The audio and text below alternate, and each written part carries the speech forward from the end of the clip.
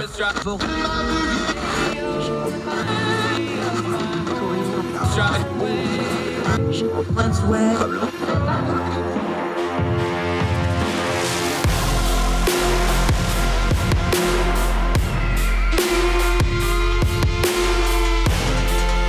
host, Andrew Donaldson. This is Heard Tell. Heard Tell Show. Welcome back. I'm Andrew Donaldson. Thrilled to have you join us with the most precious thing you have, your time. Got a couple things we want to get to today on the program. A lot of people asking why we hadn't talked about the Mar-a-Lago search warrants yet. Well, the truth is because we haven't recorded a show yet this week. We've been pre-recording because I had a medical thing I had to be taken care of along with a couple other life things going on. We're going to cover it today. I did some writing about it. We're going to talk about also to end the program a really incredible piece of video, some good sportsmanship, Little League World Series regional playoffs, an incident that could have gotten really ugly and really bad turned into a viral moment of teamwork and sportsmanship. We're going to get to that to end the show. We always like to end on a good note here on Heard Tell. In the middle of those two things, though, one of our favorites, y'all love her because we get great feedback when she's on. Historian Sarah Stook is once again with us. She wants to talk about presidential health. More specifically, not health, because these are all presidents that died in office, 8 of them. Now, some of them were from assassinations. You probably know them. Do you know the ones that died of illness? 8 presidents, a lot of good history, good little break from the news of the day. We always enjoy having Sarah Stook on the program. We're going to ask her about the history of these folks, some history you may not know. Also, the important question, modern medicine, could some of these people have survived if they had modern medicine? And one president for sure that probably would have survived if they would have just left him alone. Sarah Stook on the program today, one of our favorite guests to do a little history talk. But let's get to the issue of the moment, the Mar-a-Lago search warrants and the ongoing saga of former President Donald Trump and what is apparently a DOJ investigation. Now, let's preface this real quick of what kind of investigation this is, because we got a couple moving parts here. We have the former president being deposed up in New York. That's a separate case. We have the January 6th committee doing an investigation, although they don't have any power to do anything other than refer. That's a separate thing. And we also know the DOJ itself is investigating January 6th also because they've got hundreds and hundreds of people that have already been either in court convicted or awaiting trial based off that. That's also a separate thing. So there's a lot of cross streams here where people want to put them all together. By all the reporting and everything we know, this is related to the National Archives complaint that when he was president, Donald Trump took classified materials and other archivable stuff that by law has to stay in the White House. By the way, this is a law that President Trump signed in 2018 that updated all this. He took all this material down to Mar-a-Lago with him. We know this because they went down there in June and visited and was trying to find some of this. Now, some of it's already been returned, but apparently they think there's more to it, and that's what this was about. It was not specifically about January 6th as of this time. Anyway, this all went down on Monday night. This was also the day that Olivia Newton-John died, so I wanted to just sit down and watch a little Grease with everybody in my family and deal with a cookie situation where the youngest cookies didn't come out really well, although she's an excellent baker and she'll make that up quickly. All hell broke loose. So then we had to deal with this.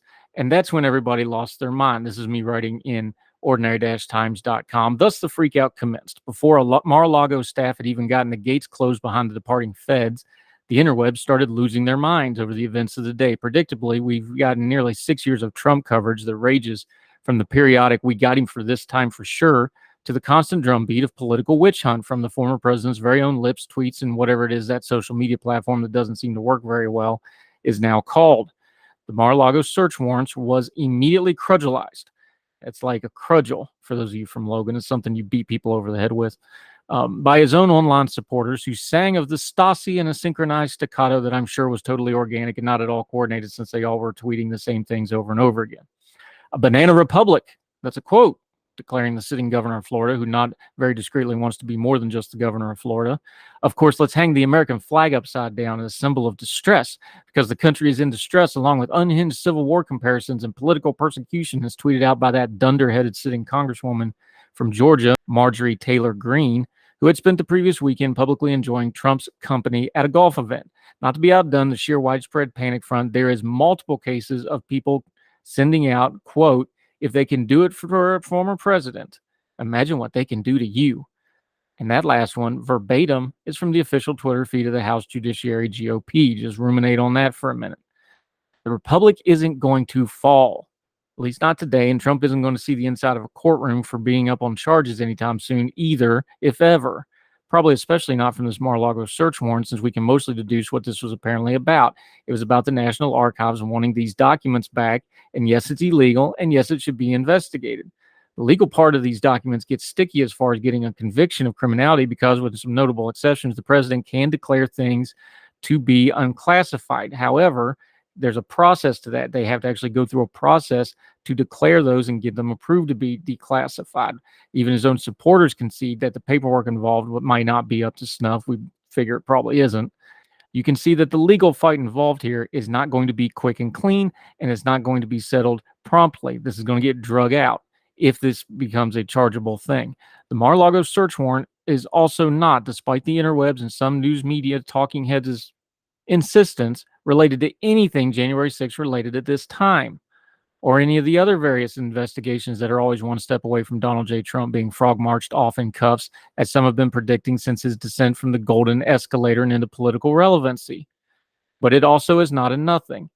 And unless there was some serious malfeasance somewhere in the chain of acquiring a federal search warrant from a federal magistrate to executing the Mar-a-Lago search warrant, there is a something here. Something, not a nothing, that already know taking of documents from the White House that is against the law that needs to be fully investigated. This has long been part of the problem of a Donald Trump-centric media and political discourse. It is always, immediately, in all things, a choose-your-own-adventure of media coverage and social media hot takes, with folks cranking the hyperbole and vitriol up to 11, since they can avatar the situation to become what they always wanted it to be anyway. Let the investigation play out is not a popular choice. It doesn't get you to the straight ending that you really want to so badly that you cheat the choose your own adventure and move along to something else and try to get to exactly where you want to be. But it is the right way. Let the investigation play out. Turn down the noise of "we got him this time" and the caterwauling justifying pretzel logic that not only is Trump above the law, but that he cannot even be investigated because of Hillary Hunter or 1,000 other things from the previous edition of Choose Your Own Adventure political corruption. They can do it to you only makes sense if you accept the premise that you are exactly like Trump, just as immorally and casually corrupt to break norms and rules with thoughtless will. Then you see everyone is doing it, so it's totally wrong to even investigate, because then you are just picking on the one person who knows what's really going on, or something. Witch hunt, garble, garble. Just let the story breathe. Let the investigation play out. Then start parsing out if the investigation was properly conducted and if its conclusions have merit. Most importantly, go do something else while the investigation works. This is going to be weeks, if not months. Go take a walk, pet a puppy, watch Grease, and let the dearly departed Olivia Newton-John sing "Hopelessly Devoted to You" about Danny Zuko. And let the timeless piece of work stay just that, singing such a song lyrics that politicians, or worse, dedicating your whole personality and personal agency to the narrative of the day. Just makes you look silly. It's me writing at ordinary-times.com. We'll link to the full piece. More Hertel right after this.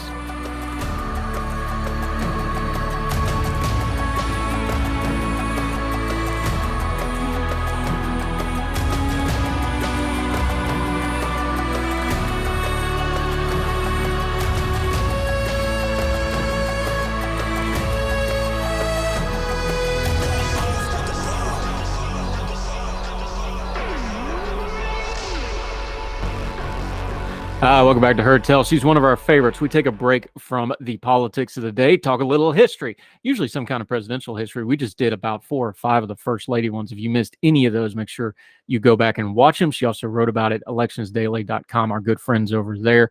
We got another one. We're doing presidents and presidential health. Sarah Stook, great to see you again, my friend. How are you? Great to be back. I love having you. Okay, so everybody talks about President Biden's health. Talked about it a little bit with Trump a couple different times. Talking about presidential health is not a new thing. And not only is it not a new thing, it's actually a pertinent thing, because we've had quite a few presidents actually die in office, haven't we? 8, which is, pretty alarming for, natural causes, one might say, then for who sort of at the end of the assassin's bullet, and more who probably nearly died. Reagan was shot, Jackson was tried. There was presidents get poorly, but unfortunately there has been 8 who have died. while in office. It's funny in the American system because of course, you're in the UK. It's very you're just used to your leaders resigning or getting out of office some other way. We've had only one resignation, although we've had a couple that gotten close. We've only had one resign, but we've had 8 die in office. That's kind of unusual in the grand scheme of things, isn't it? Well, obviously we're not an absolute monarchy anymore, but in monarchies, you expect them to die because that's kind of the point. And then they will go on to their son, daughter, whoever. But you kind of expect that in leaders. They, a lot of these, they're older blokes. Some of their health isn't too great. Living in times where modern medicine wasn't around, anyone could die of anything. Let's go through these because these are just fascinating, and I love doing these kind of histories. The first one to die in history was William Henry Harrison. Now, he was 68, so in 1841, that's actually pretty old. Modern technology, people tend to live a little longer now. 68 was a pretty good run back then. He died, we're not exactly sure, pneumonia, typhoid, something, but give a little background, though, who William Henry Harrison was, kind of one of the more probably unknown presidents to the modern here. Well, to quote Simpsons, when they did the President's Day, he lived for 30 days. If we're going to be technical, it was 31.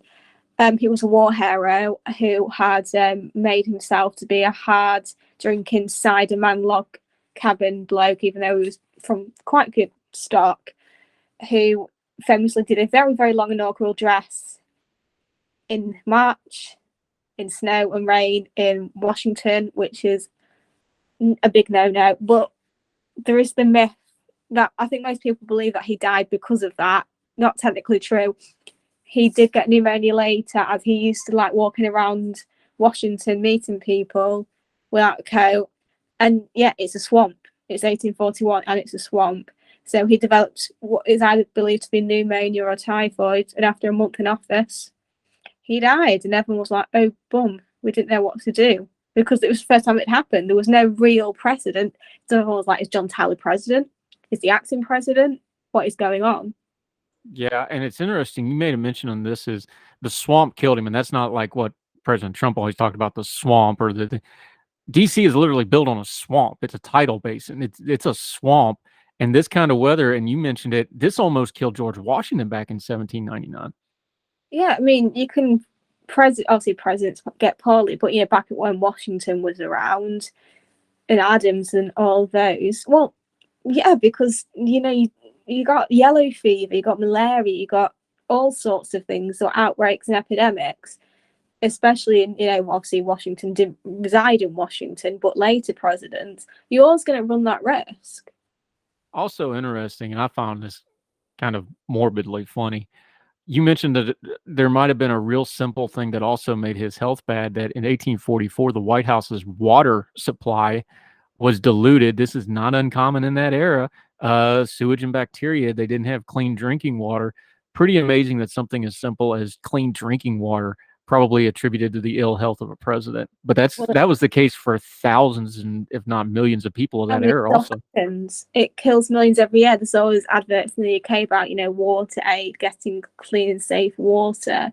There are typhoid epidemics. Unfortunately, clean water is so important, but, sadly, it is still a problem. But we associate it in the Western world with Harrison and that generation. All right. In your piece, electionsdaily.com, we linked to it. You always go, could they have survived today? Pneumonia is very serious. In fact, pneumonia is a very big killer because usually somebody that's sick of something else, they die of pneumonia because they get it in the hospital. A lot of cancer patients die of pneumonia. AIDS patients die of pneumonia. Freddie Mercury. Yeah, pneumonia is what kills you when you're sick with something else. But it is treatable now. Again, we mentioned 68's pretty old back then. Modern day era, does he survive, you think? He didn't really seem to have anything else too badly wrong with him. He survived war, so pretty tough customer. Antibiotics, bed rest, typhoid, you could have a vaccine. He would survive. Might feel a bit rough, but he'd be all right. Yeah. So he was the first, and everybody kind of panicked, didn't know what to do. But Zachary Taylor did the same thing 9 years later. Taylor's such an interesting character in history. He's another one of those that's kind of got those inter-period before the Civil War presidents just don't get the press that the other ones seem to do. But he was a very interesting character in history. Talk for just a second about who Zachary Taylor was leading up to his presidency before we get to what actually killed him. He was another war hero and very well regarded. He was replaced by a guy called Millard Fillmore. So, you know, that's this fascinating war hero and succeeded by a guy with a very strange name that somehow everybody forgets.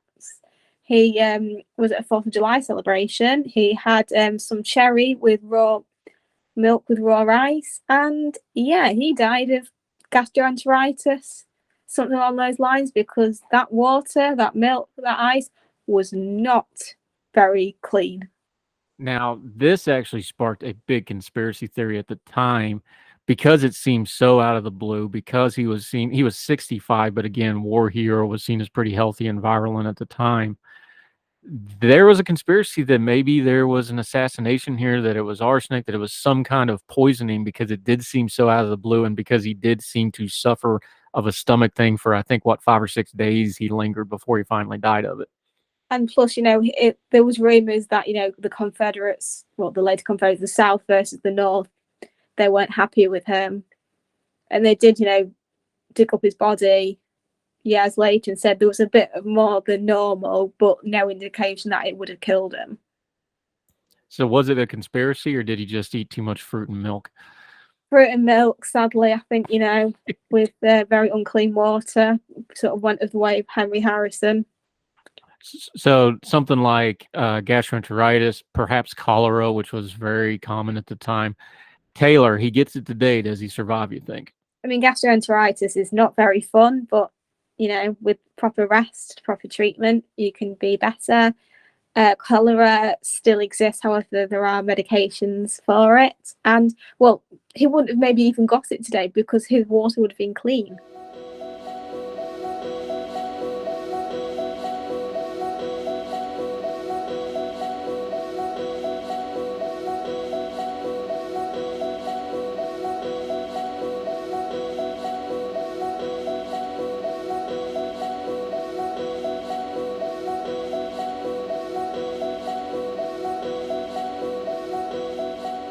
True enough. All right, here's one everybody probably thinks they know, but there's probably some ins and outs of it that folks probably aren't aware of. Abraham Lincoln, survival is not part of this, although he lived for, 12 hours after he got shot through the head, which is pretty remarkable. Lincoln, of course, was assassinated. We know John Wilkes Booth. We know it was a close-range gunshot to the back of the head. But what's some of the other parts of this assassination that people don't really think of when they hear about Lincoln's assassination? He was 57 years old. In his youth, he was extremely athletic. He was known to be a very good wrestler, very wiry kind of guy. So his health good while he was in office? He wrote himself about the extreme strain of the Civil War. We see the before and after pictures of just 4 years in office. Before the assassination, how was Lincoln's health, you think? His health wasn't, you know, amazing. It wasn't, you know, as bad as some presidents like Kennedy, but, you know, he suffered many ailments of the day. It's believed that he suffered from depression. His wife was also very mentally unwell, so that was an added stress. He lost his children. There's believed he's had some kind of conditions. However, these are ones that you can't really diagnose all these years later. Yeah, he was shot point blank, which in the films, if someone gets shot in the head, they usually just die. But it's not usually like that in real life. It's not just it's loud, it's messy. It's not just a little bullet hole. Back of the head, what it did to him. He lived for about 9 hours. When they took him across to the boarding house, the doctor said, yeah, there's nothing we can do. It was a case of keeping him comfortable. Even today, it's very unlikely. There are some people, some surgeons who have been interviewed who said he could have lived, but he would have had extremely severe deficits, you know, motor function, speaking, thinking. And, you know, back then, the treatment of disabled people wasn't fantastic, and he could have died from anything else. But I don't believe he would have survived. Point blank to the back of the head. You're not surviving that. And for the forensic nuts that watch all those shows on TV, the Derringer that he's using in one of the reasons the Civil War was so brutal, these aren't bullets like we have today. These guys are just shooting chunks of metal at each other that are soft lead, and they basically deform as soon as they hit anything. This isn't like a quick, clean bullet wound like you see today. This is just a big chunk of metal at a low muzzle velocity going right at the back of somebody's head. So that's also it's why he lived as long as he did, but it's also why it's so destructive for the medicine of the time. These kind of wounds were just brutal. Oh, completely. He, even today, like I said, I mean, there are some people get shot in the head and survive. It's, they're very lucky. But like I said, it's not like in the films. And as you said, it'd be very destructive. And, it would have killed probably even a healthier man. If it could be a young 20-something man. Sadly, it's one of those things that doesn't really discriminate by age or health. Yeah, and historically, just put a little perspective on it, because we've had 2 presidents die in office before this. You got to think of the time period. The Civil War was extremely traumatic to the nation. This was really something that just struck everybody to the absolute core when Lincoln got shot, wasn't it? I mean, it's the first time the president was assassinated in office. So, it's not just a death, it's an assassination. As you said, at the end of an extremely traumatic and bloody war. He'd led the nation through it. So you couldn't really imagine anybody else, sort of like Roosevelt with World War II, taking over. And if you said to somebody, famous assassinations, even the UK people might say Lincoln. Really? Why is that? Just because it's such a strong, because you've had some stuff in UK history as well. It's interesting they would say Lincoln. Well, we've only had one prime minister assassinated, and that was Spencer Perceval back in the early 19th century. But when you think of assassinations, you might think attempted assassinations. You might think of Margaret Thatcher, maybe in the UK, maybe Lord Mountbatten, IRA, sort of that kind of one. But if you said to me assassinations, my mind would immediately go to maybe like Martin Luther King. Right. And we've talked before that Kennedy was kind of a worldwide thing for a lot of folks as well. Fascinating stuff. One more of this earlier era, and then we're going to get into more of a modern era of presidents. But James A. Garfield, I find this case so fascinating because I've actually read quite a bit of the medical stuff. I've watched some shows on this. This is one of those, if they'd left him alone, he probably might have lived. But we'll get into that in just a second. Start with James A. Garfield, who he was, a little bit about his presidency, and what led up to this assassination. He was quite young. I think he was only about 49, 50 when he died. So one of our younger presidents. He was a Republican who had served under Rutherford B. Hayes and also McKinley, a few of the Civil War presidents. He was coming out of a train station, along with Lincoln's son, who had an unfortunate timing of being around or near 3 of the 4 presidential assassinations that he was alive for. So he was shot by Charles Guiteau, who was a mentally ill man who believed he was, somehow related to Richard III of England. As Garfield, he'd pledged to end the act of patronage, where people would basically support you and then you get a job. He was against that.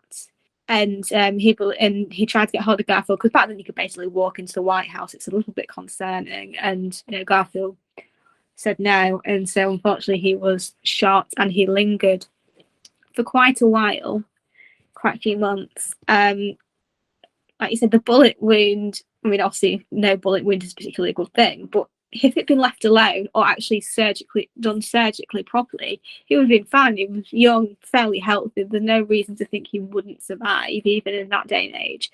But they hadn't actually worked out about bacteria yet, and that you're supposed to wash your hands. So, they thought, we're doctors. It was considered extremely offensive to say that doctors were unclean. The person who discovered germ theory was actually locked in an asylum for daring to suggest that the hands of doctors were unclean. So they were prodding around, poking everything, while he was in probably absolute agony. And at first it thought he would survive, and then it sort of went a bit downhill from there. And there was a comedy of errors here.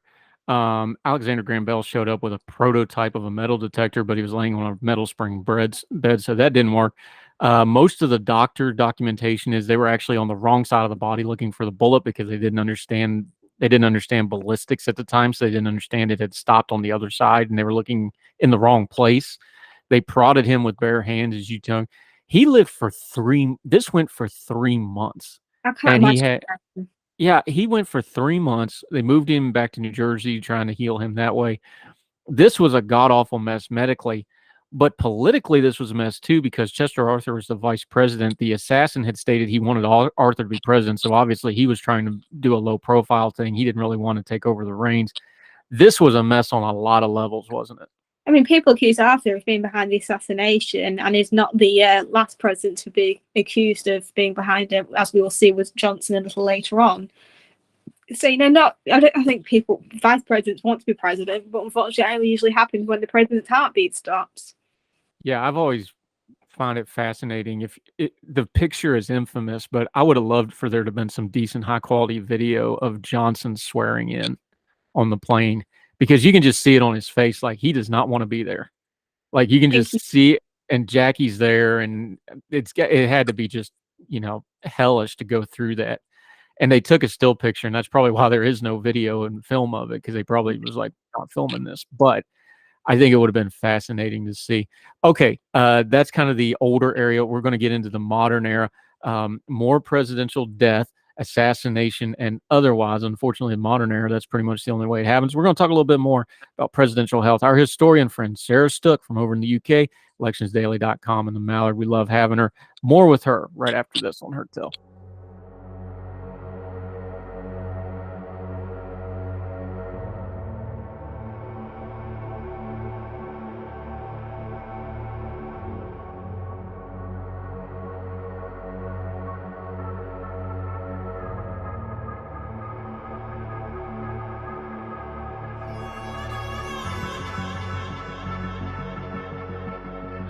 Welcome back to Heard Tell. We're talking to our friend Sarah Stook over in the UK, our historian friend. We're talking about presidential health, more specifically those whose health failed either by illness or an assassin's bullet.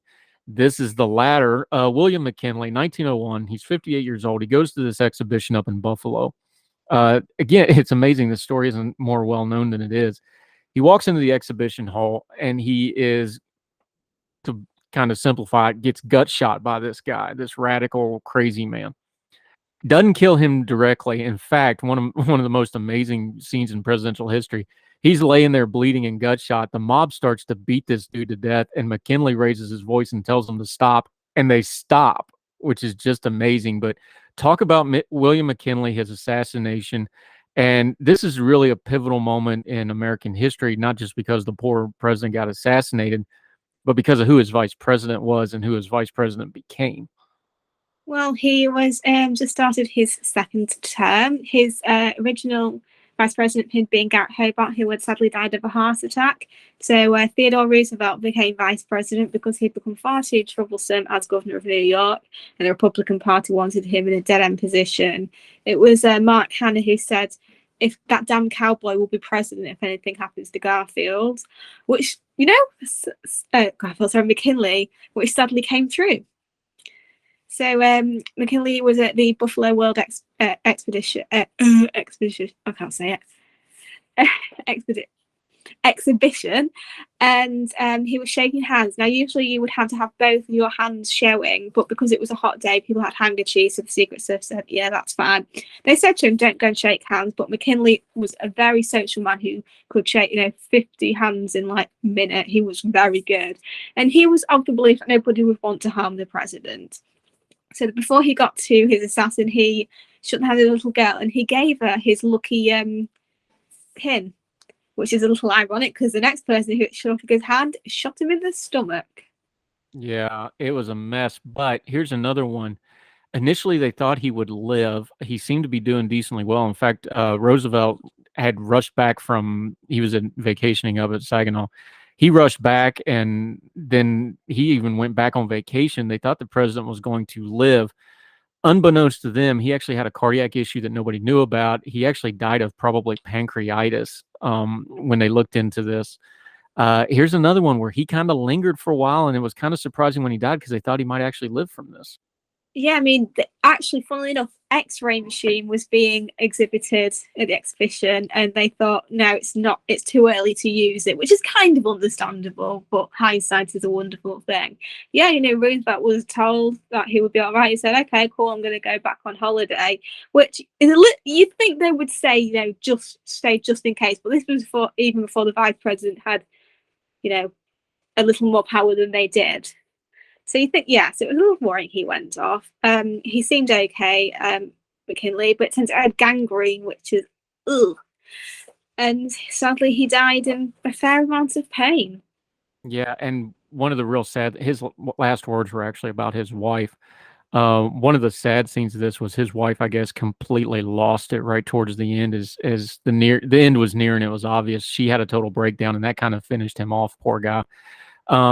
Here's another one though: survival, modern medicine, with the underlying cardiac issue. I don't know if he actually. It would be easy to say, yeah, surgery could have saved him, but with the other issues he had, surgery is a complicated thing. That's traumatic on the body. I know this one firsthand. Would he have been saved modernly? I think this one's kind of up in the air.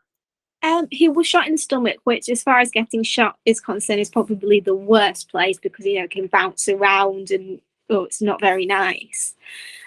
His cardiac issue probably could have been, foreseen. It would have been diagnosed. I think, Garfield was pretty much a certainty he could have lived today. McKinley, so-so. I think with good treatment, with good outcome, sure, but people can die of getting their appendix out and getting the tonsils out. Like, surgery always carries that risk, no matter how good the surgeon and how clean and sterile the environment is. All right, here's somebody we talked about when we did the First Ladies to some extent because his other proclivities outside of politics. We'll leave it at that. Warren G. Harding, interesting character, died apparently of a heart attack. He sat straight up in bed and started convulsing and basically keeled over dead. Talk about Warren Harding and him dying in office. Again, here's a guy who was probably in poor health in general. He was 57. Again, like we talked about on the First Ladies episode, kind of a interesting character anyway. Talk about him for a minute. Harding was in his first term. He was extremely popular because Teapot Dome and a lot of the other scandals had not come out yet. That would severely ruin his reputation. He was very gregarious. He was very open, especially compared to Wilson, who was a bit of a cold fish. There was a trip with the presidential posse down the west coast of America, starting at Alaska. Harding didn't initially want to go, but Florence said, "I'm seeing Alaska, and that's that." So went to Alaska. He got a bit of food poisoning, but was okay. Then moved on to Oregon, which is when he started to feel poorly. So they cancelled that trip and went to San Francisco. He was still fairly poorly. They diagnosed some kind of heart condition, perhaps a stomach condition. He said he was okay walking to the hotel, but he sadly collapsed and had to be helped back up. They prescribed him with medicine that probably helped trigger his heart attack because they didn't know what heart attack was at the time. His wife Florence was reading some praise in the news. His last words were, "That's good, read on." And like you said, suddenly clutched his heart, convulsed, went dead. And by the time Florence was back, well, he was dead basically by the time he hit the bed. Yeah. What effect did this have in history? Because again, Harding's kind of one of those forgotten presidents because of the people that came before and directly after him. He died in 1923. Just big picture wise, how did the country take this news? Well, he was very popular at the time because, like I said, didn't know about the scandals. The industry was booming, the economy was enjoying rapid success. Sort of one of those things. What would have happened? He probably would have won re-election, but Calvin Coolidge took over, a popular president, especially among Republicans, even to this day. But it's quite a shock because he's this popular guy with a popular wife, and suddenly, he just has a heart attack. All right, a towering figure in American history, the longest-serving president, Franklin D. Roosevelt. We know his health was bad. It was hidden from the public at the time. Of course, we know he couldn't stand unassisted, these sorts of things. Died at age 63, 1945. The cause of death was listed as a cerebral hemorrhage. This had to just be brutal to a nation who had just kind of come to rely on FDR, whatever you thought of his politics and all that stuff. He'd been president for half a generation at this point. He'd been president for 12 years. Many people couldn't remember a time before him. Yeah, really. And, World War II is winding down. People are starting to see the end of the light at the end of the tunnel of World War II. They're starting to be hopeful that the war is going to come to an end. And then this hits the country just culturally and politically, though. This was really a bomb to America that was otherwise distracted by World War II, right? I can't say I was alive for it, Well, but no, anyway, yeah, you're a historian, so yeah. I can't use the before my time excuse that many years. He was in very poor health, and it's believed he had either polio or a similar disease, Guillain-Barré disease, which is sort of similar, but historians aren't sure which one it was. He was in poor health generally. He had heart issues, blood pressure, tension. When he came back from Yalta, everybody was shocked. Even at Yalta, Churchill and Stalin were like, "Whoa, this dude is poorly," and everyone you was can tell shocked. in the pictures, like he's leaning over in the chairs. He's not sitting up. You He's so just the gaunt. picture. Yeah, you can tell in the pictures of the Yalta conference. I think was it Stalin? I think Stalin had actually wrote in some of his personal writings about how bad FDR looked at Yalta, among other things. So it was kind of probably more well known outside of America than inside of America, just how poorly he was, wasn't it? Because back then you could hide. The Secret Service would take the cameras of photographers who'd seen him in his wheelchair. They would have it destroyed or bribe them otherwise. So, it's not like today where every move is, taken. We all know about Joe Biden having COVID, for example. So it kept quiet, but he was always quite a poorly man. He was never healthy. Paralysis aside, he had so many issues. It's sort of a bit of a wonder how he wasn't killed earlier. It's maybe sheer willpower got him through, because he just started a fourth term, which we're never going to see again because of constitutional amendment.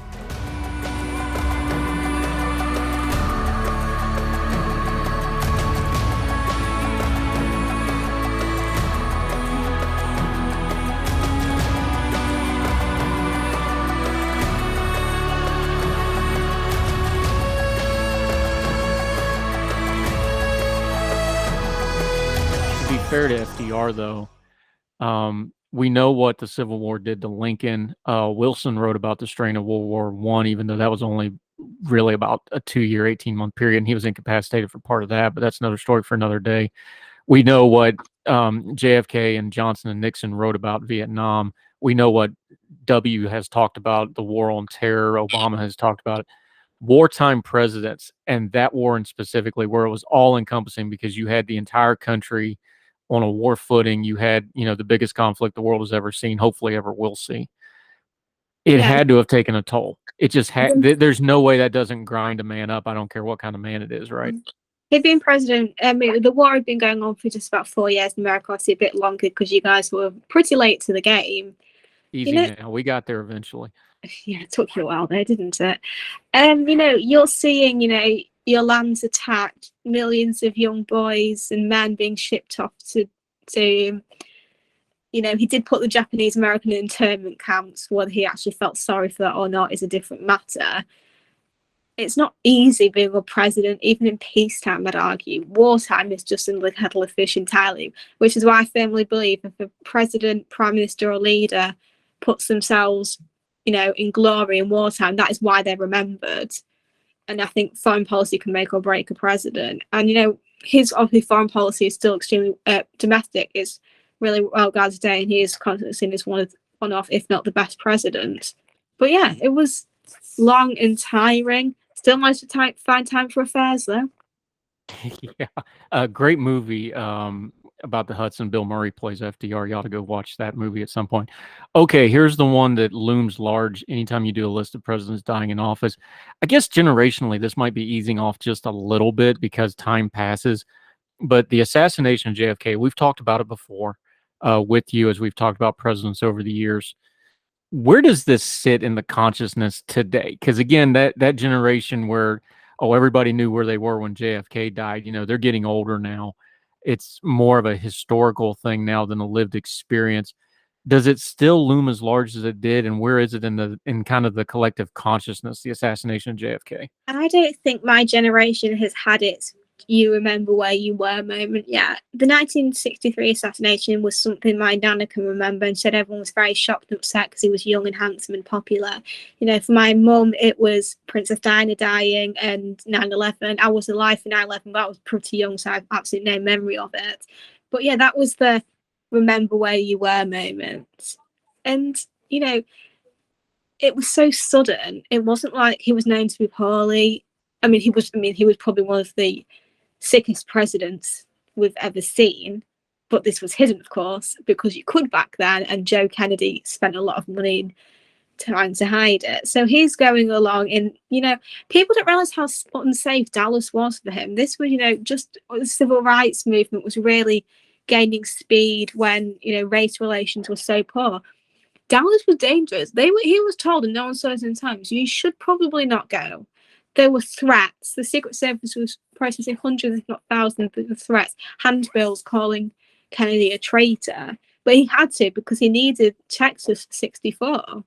So off he went with Jackie, and usually Jackie didn't go, but they'd lost their son Patrick very shortly before, and she said, "Okay, I'll come." And she was extremely popular, so she was sort of a great campaign asset. He went with Governor Connolly, Nellie Connolly, the Johnsons, driving along, and suddenly, boom! 3 shots, 2 hit him, one sort of in the neck area and one in the head. He's straightened up by his back brace, so that hits him. Blood, skull, bone fragments all over the car. Clint Hill jumps on the top. They rush to Parkland. He was certainly wouldn't survive. This isn't a case of Garfield or McKinley when it was definitely either. I mean, even Roosevelt, cerebral hemorrhages are really, really bad at the best of times. And, he couldn't, a man of his health and age, even today, probably wouldn't survive. But with Kennedy, people could say he survived, but, the man had half his skull out. When they got to Parkland, they looked at him and said, no. I mean, they tried. They had to do something, thoracotomy, heart massage. But, he was missing half his brain, half his skull. He never regained consciousness. He was kind of there, but not there. Last rites. Dad has last rites like 5-6 times in his life. So his was a very horrific death.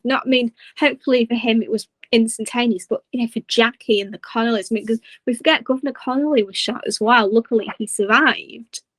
And the thing about Kennedy that they didn't know then, because the press is different, we do know now, Kennedy may not have lived out his term anyway, because his health was so bad.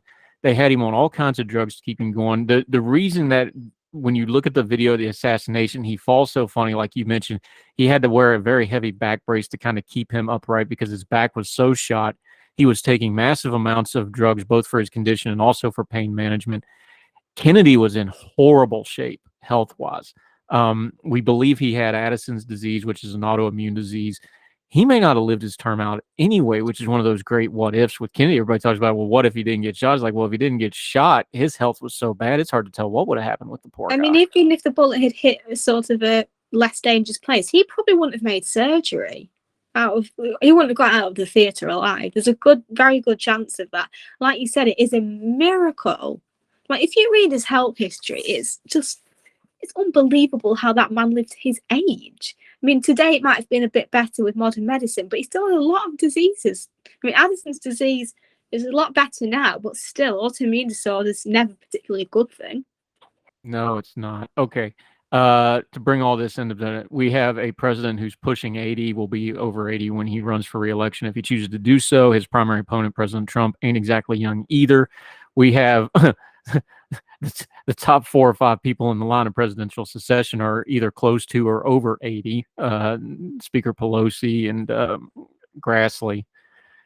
We are going to have more and more geriatric politicians. We have a bunch of them now.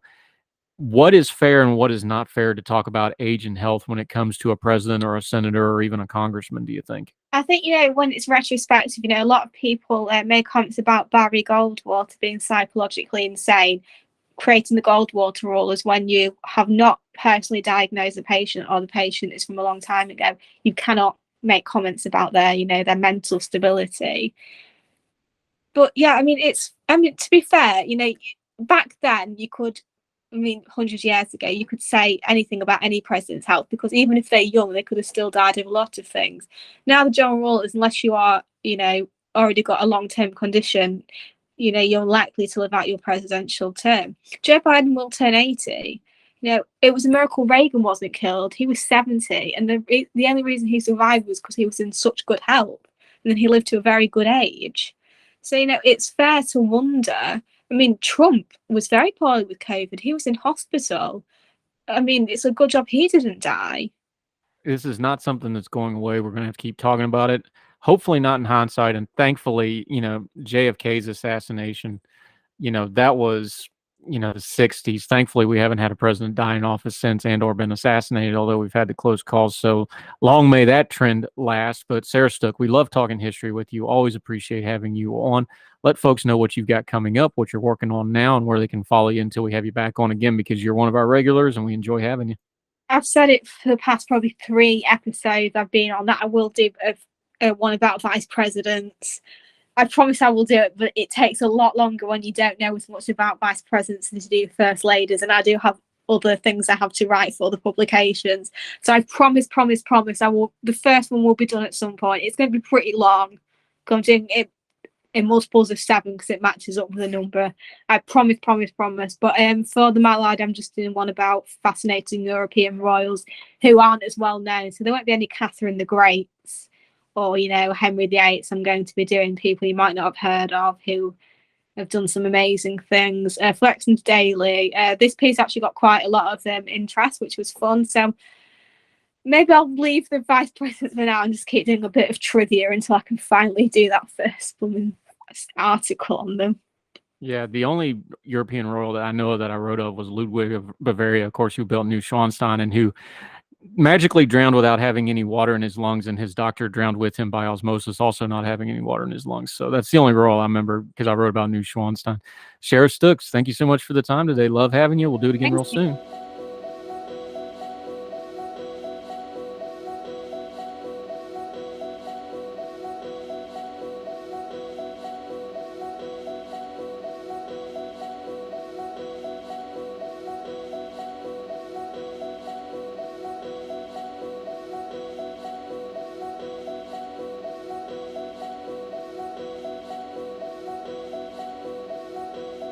Welcome back to Heard Tell. We always try to end on a good note. This one, you really need to watch the video. We'll link to it in the show notes, but it's an incredible piece of video. The regionals for the Little League World Series are being played to see who gets to go to Williamsport. Always an exciting event. A team from Texas was playing a team from Oklahoma when this happened. This is from the AP. Right-hander Caden Shelton of Pearland, Texas, was facing batter Isaiah Jarvis of Tulsa, Oklahoma Tuesday when an 0-2 pitch got away from him and slammed into Jarvis's helmet. Jarvis fell to the ground, clutching his head as concerned coaches ran to his aid. But after a few moments, he was fine. The helmet had caught most of it, and his head cleared enough. He took his base and prepared to continue the game. Meanwhile, Shelton stood on the mound staring at the ground in tears over what happened, was visibly upset. After a moment, Jarvis called time and walked to the mound and put his arms around Shelton, telling him, "Hey, you're doing great. Let's go." Shelton's teammates and coach gathered around the pair to join in, consoling the young righty. The gesture drew a standing ovation. Pearland went on to beat Tulsa 9-4 and advanced to the Little League World Series in Williamsport, Pennsylvania, starting next week. An amazing show of sportsmanship. This could have been really bad. It caught kind of the ear flap and the bill of the helmet another inch or two, and this might have been a different story. Played out well. The best of what youth sports should be, and too often is not. Please go watch the video. We'll link to it in the show notes. That'll do it for Heard Tell. As always, we'd love to hear from you. HeardTellShow@gmail.com. Heard Tell Show on the Twitter. We've done whole shows and whole segments just based off your questions, concerns, epistles, whatever you got. Got some criticisms? We might even do a segment on that. Be nice. Keep your bearing. But we'd love to hear from you and take your questions and interact with you. Because if you're not listening, there's no point in us doing this. It's a partnership. So in the meantime, wherever you and yours are, across the street or around the world, we hope you're well. We hope you're well fed. We'll talk to you again tomorrow for more Heard Tell. All the music on Heard Tell is provided under a Creative Content license from monstercat.com.